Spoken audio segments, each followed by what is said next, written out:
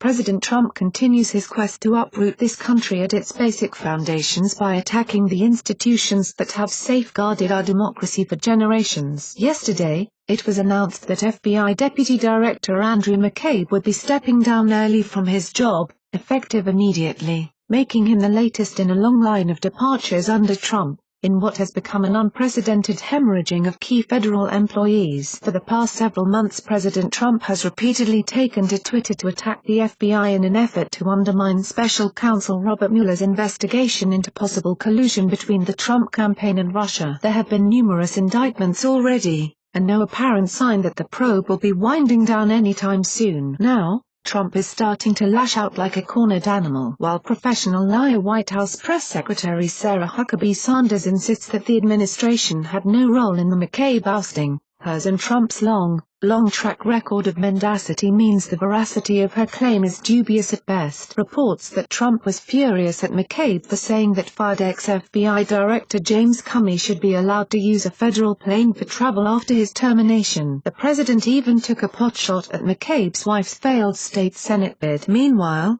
the Republicans are refusing to stand up for the rule of law despite their long-standing contention that they're the party of law and order.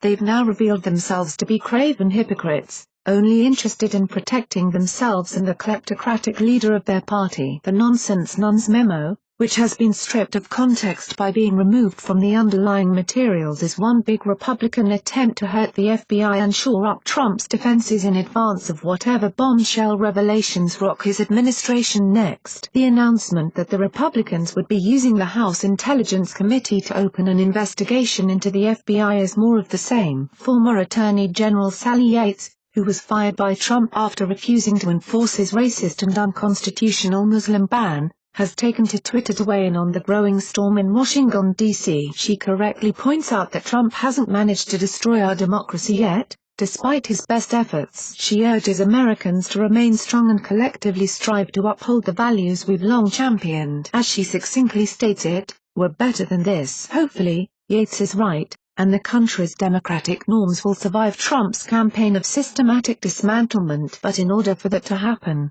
he has to go. Democrats need to seize back the House and Senate and promptly impeach him before he does any more irreparable damage.